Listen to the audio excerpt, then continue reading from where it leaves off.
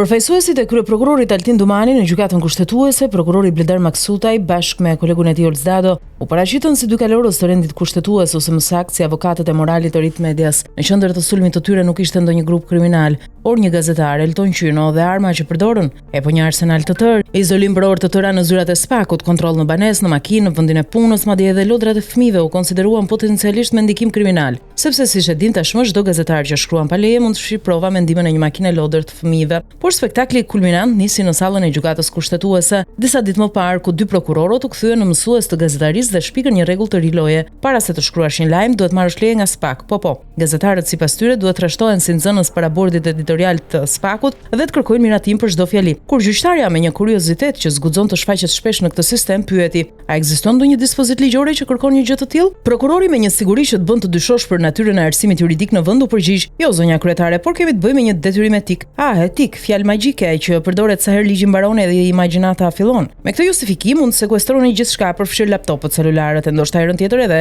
kujtesën RAM të gazetarit, sepse në emër të etikës gjithçka është e lejueshme sipas SPAK-ut. Ironia nuk ndalet këtu. Në një moment, Oscar Warte, prokurori shpjegoi që gazetari, duke qenë i vjetër dhe me eksperiencë, duhet ta kishte nuhatur vetë që ishte subjekt hetimi. Domethënë në Shqipëri nuk njofton askush për hetim. Duhet kesh një antenë të brendshme, një aplikacion në shpirt që të bëj ping kur je nën vëzhgim. Një tjetër perl, prokurori pranoi me qetësi se nuk ka asnjë kompetencë për të ndërmarrë masa ndaj shkeljeve etike, sepse ligjërisht s'kan të drejtë, por kjo nuk i ndaloi të sekuestronin, izolonin dhe ushtronin presion sikur të kishin në duar një armik të shtetit. Po, prokuroria nuk ka kompetenca për etikën, por me sa duket kur bëhet fjalë për gazetarët, mjafton një dyshim dhe fillon parada. Kështu që përmbledh thazi, nëse je gazetar dhe ke informacion, nuk ke të drejtë ta publikosh pa u lutur më parë në zyrën e ndonjë eksperti në prokurori. Nëse e publikon do të përfundosh në ndonjë skenar alla SPAK Studios me hetim, sekuestrim dhe ndonjëherë edhe analizë të lodrave të fëmijëve për ndonjë USB të fshehur brenda. Në këtë betejë për fjalën e lirë, gjykata kushtetuese është ndëruar në një arenë ku nuk vendoset vetëm fati i Elton Qynos, por i çdo gazetari që guxon të ketë një laptop, një mikrofon dhe një pyetje të pakonfirmuar nga